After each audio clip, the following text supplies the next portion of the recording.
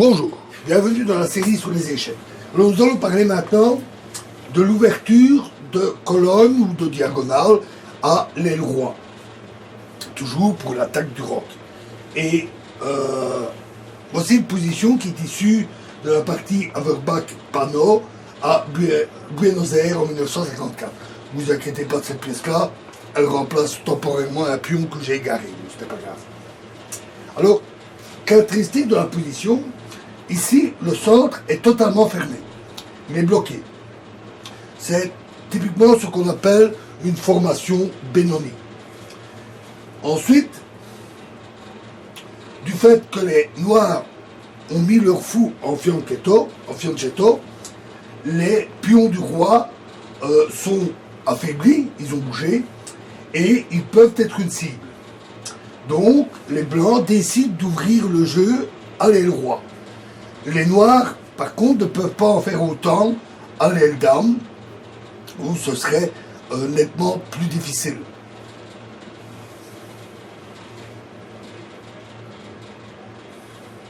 Notons aussi que le roi blanc peut parfaitement rester au centre. Il n'est pas obligé de roquer, parce qu'il est parfaitement en sécurité, suite justement à la fermeture du centre. Donc les blancs ont joué G4. Alors, cavalier E8, ceci pour éviter l'attaque avec G5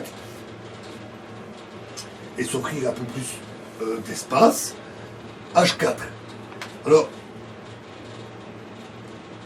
donc là, les blancs avancent leur pion de façon à ouvrir le jeu du côté de l'aile roi. Ensuite, F5. Alors, ce coup est assez classique dans l'Est indien, d'où est issue cette partie, mais ici, ce coup n'est pas particulièrement gênant. H5, un très très bon coup, parce que le but est justement d'ouvrir, d'échanger des pions pour ouvrir des colonnes. F4, ce n'est pas mauvais. Ce coup a pour but de renforcer la fermeture du centre de façon à réduire l'activité du fou D2 qui ne peut ainsi plus passer à l'aile roi, en tout cas pas facilement. G5, très bon coup, c'est l'attaque dite de la marée de pions, donc une rangée de pions qui s'avance pour provoquer des échanges. L'occupation de G5 est motivée par plusieurs choses. D'abord, empêcher l'avance G6 qui bloquerait l'aile roi. Donc ainsi, G5 empêche ce mouvement. Deuxièmement, en bloquant G6, les Blancs se réservent la possibilité d'ouvrir la colonne H par un simple échange au moment qui leur conviendra. Et enfin, le mouvement du pion ici ouvre le chemin au fou en E2 pour intervenir à l'aile roi. Tour F7. Bon, ajuste un peu la position de cette pièce, mais il faut bien le dire, dans cette position, les Noirs sont quelque peu démunis. Ils n'ont pas beaucoup de liberté d'action.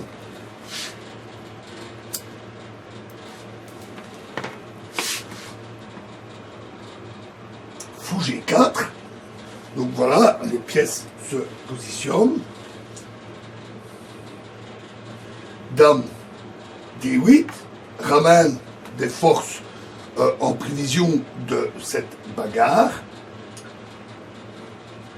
Fou prend C8, échange un des rares défenseurs de l'aile roi. Dame prend C8. Cavalier F3. Fou F8. Et roi E2. Alors, le roi étant bien en sécurité au centre, ici, il se déplace sur la deuxième rangée, uniquement dans le but de laisser la place aux pièces lourdes, tour et dame, pour circuler et intervenir à les rois.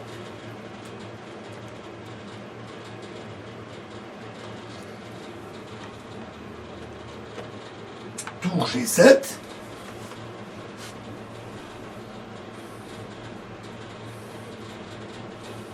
Tour H4. Alors, avant d'ouvrir la colonne, les blancs s'assurent de dominer d'abord la colonne.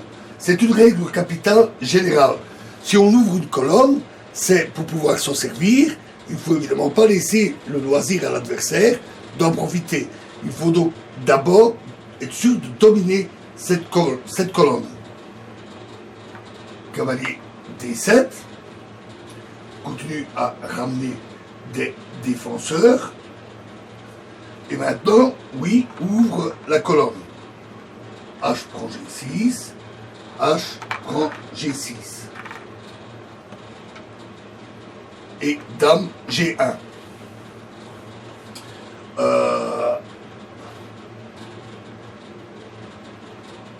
Pardon, Dame H1. Donc maintenant, voilà, les blancs dominent totalement cette colonne ouverte, directement sur la position du roi. Fou E7 tente de menacer le pion qui est positionné de manière très agressive.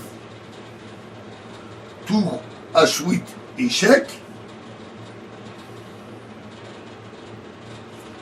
Roi F7.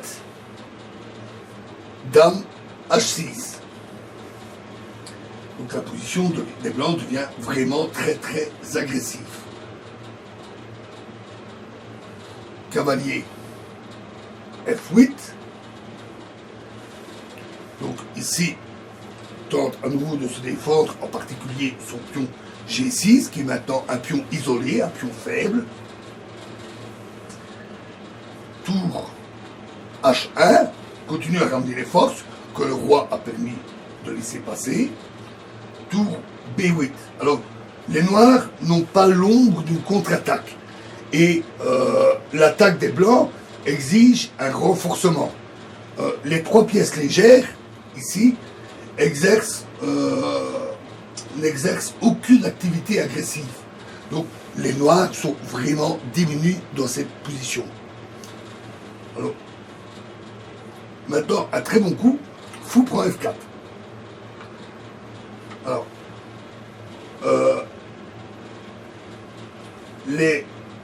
bien sûr, les blancs, à ce stade, ont bien calculé la suite de l'attaque.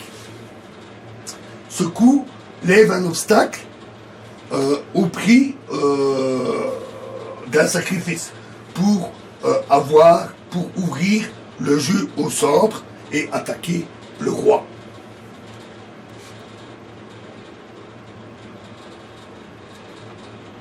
Dame C7, alors les noirs refusent notre sacrifice, parce qu'effectivement, après E prend F4, à ce moment-là, tour H4, et les blancs vont récupérer le matériel avec des intérêts. Donc, la prise avec le pion ne serait pas une bonne idée, et donc Dame C7.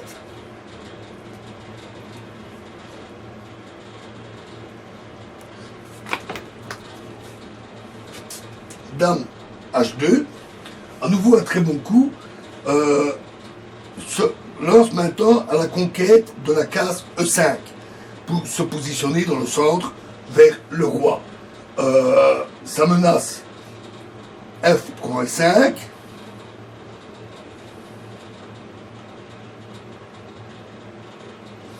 D prend E5 et cavalier prend E5 échec. Et pour éviter cette attaque violente, les noirs doivent à ce moment-là sacrifier la dame. Donc ici, ils ont joué cavalier D7, ce qui renforce E4. Mais malheureusement, en jouant ce coup, c'est la case E6, cette fois-ci, qui devient une case faible que les blancs peuvent viser. Donc dame H3, cavalier F8, pour à nouveau défendre cette case où la dame viendrait se loger avec échec et échec et mat en fait. La dame étant protégée par son pion. Donc, face à la menace de mat, les noirs n'ont pas d'autre choix que de remettre leur cavalier. Tour prend F8. Évidemment, pouvoir y mettre la dame en E6, ça vaut largement la qualité. Donc l'échange de la tour contre le cavalier. Roi prend F8, et donc dame E6. Les noirs ont évité le mat, mais maintenant, la position blanche se transforme en véritable rouleau compresseur.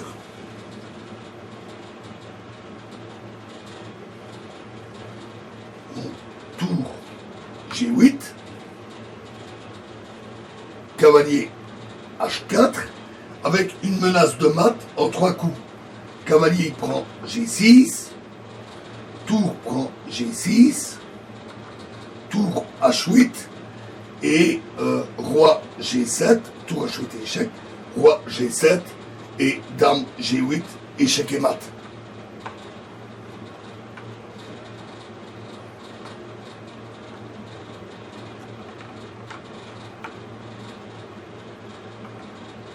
Donc, les noirs n'ont pas le choix, fou D8, cavalier prend G6, échec, roi G7, et cavalier prend E5, à nouveau un très bon coup, avec de très fortes menaces de mat, que je vous laisse examiner. Et à ce stade, les noirs ont abandonné.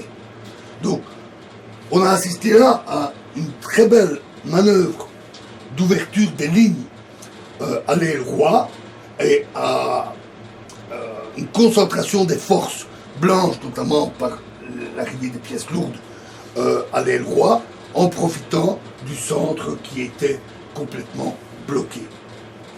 Voilà. Et dans la prochaine vidéo, nous verrons le cas où les rocs sont dans des situations opposées. Je vous remercie.